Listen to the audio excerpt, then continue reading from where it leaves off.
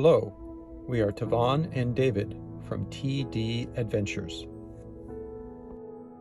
In today's video, we are taking you to explore Antelope Island State Park near Salt Lake City, Utah. Before going to Antelope Island State Park, we would like to show you the beautiful view we saw entering Utah as we left southern Idaho.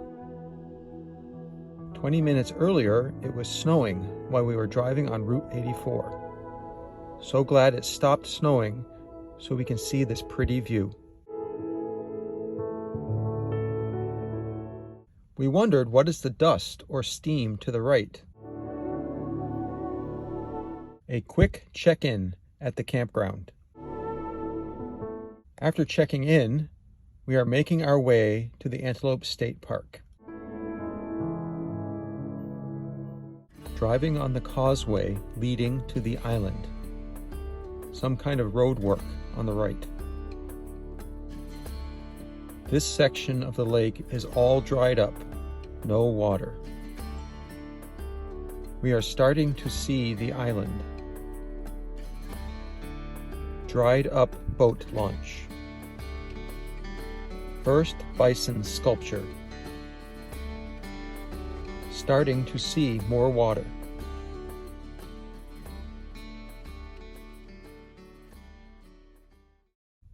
This is the map of the island.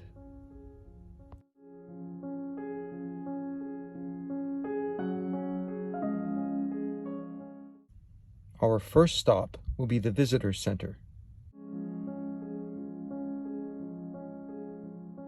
Over there are the mountains and the road we were on.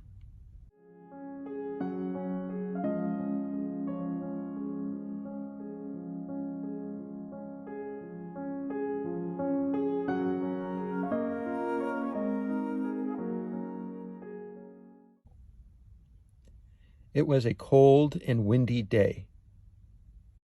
The weather can change quickly. It went from this nice sunny sky to quickly changing to cloudy.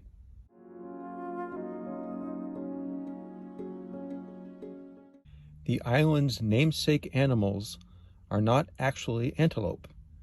Pronghorn are survivors from the last ice age and the only remaining members of an ancient family that originally consisted of several different, now extinct species. From the visitor center, we learned that if you came to this spot 16,000 years ago, you would find yourself nearly 1,000 feet below the surface of ancient Lake Bonneville.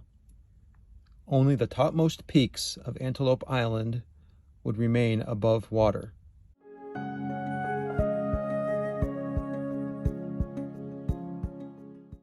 One of the reasons we wanted to visit Salt Lake City was to see the lake where one side is blue and the other side is pink.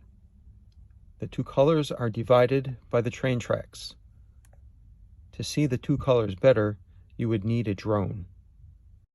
A very nice park volunteer explained the lake has different colors because of the amount of salt in the water and algae, a salt-loving organism. Most of the water that comes into the Great Salt Lake comes from the mountains, the freshwater streams and rivers that come into the lake. So this portion of the lake has less salt content. It's more like the salt content in the ocean, 3 to 5%. You get up here where it's more salty and where there are different barriers like where the train tracks went across, and it could be like 15%. And you get up here where the content, it could be as high as 28% salt. The colors matter about the content of the salt and also the microisms that are in the lake at the time. Leaving the visitors center.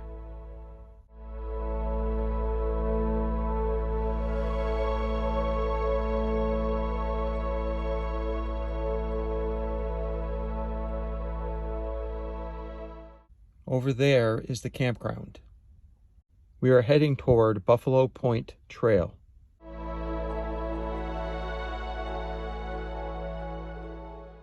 Three people walking over there. We spotted our very first bison since our trip here to the west.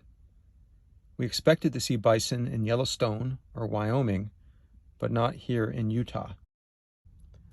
First brought here in 1893 to help preserve the tiny remnants of the once vast herds of the Great Plains, the island's bison have grown in number from 12 to a range of 500 to 700 today.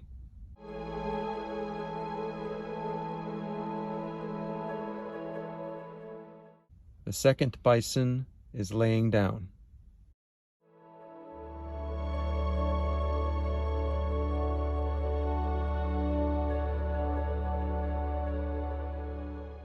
We continue to make our way to Buffalo Point Trail.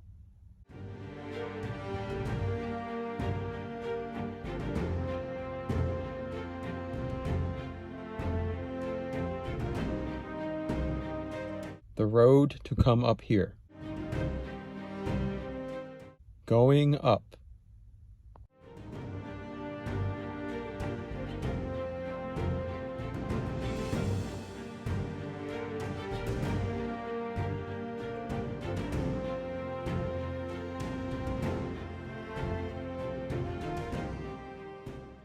Crossing over to check the view of the other side of the island.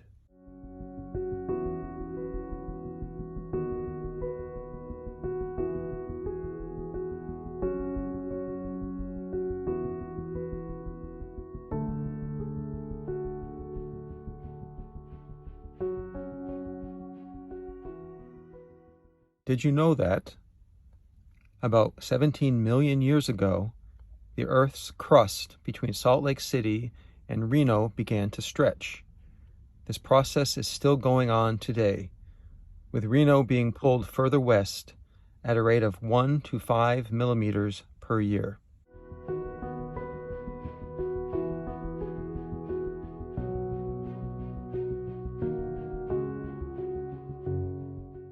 We did not make it to the very top of Buffalo Point Trail.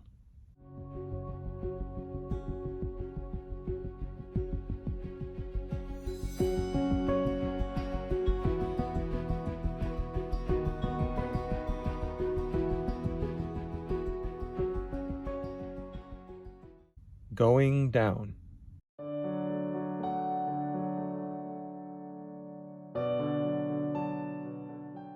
Bison caution sign.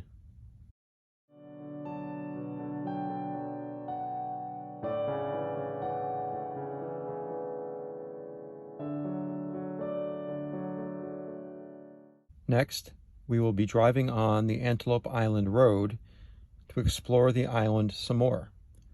The park volunteer said we should be able to see more bison on this road. Let us know if you see any bison in case we miss them.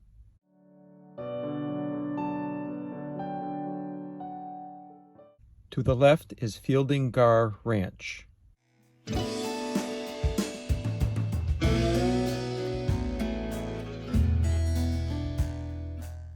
We didn't feel comfortable to continue driving on the dirt road. We will be turning around here.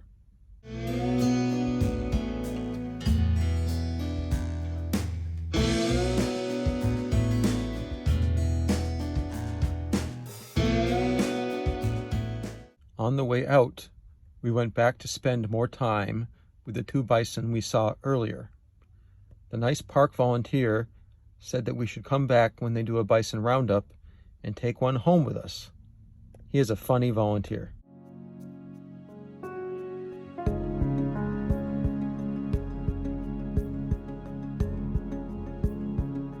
We had a laugh because there was no way we can fit a bison in our small RV. Definitely not something we are considering.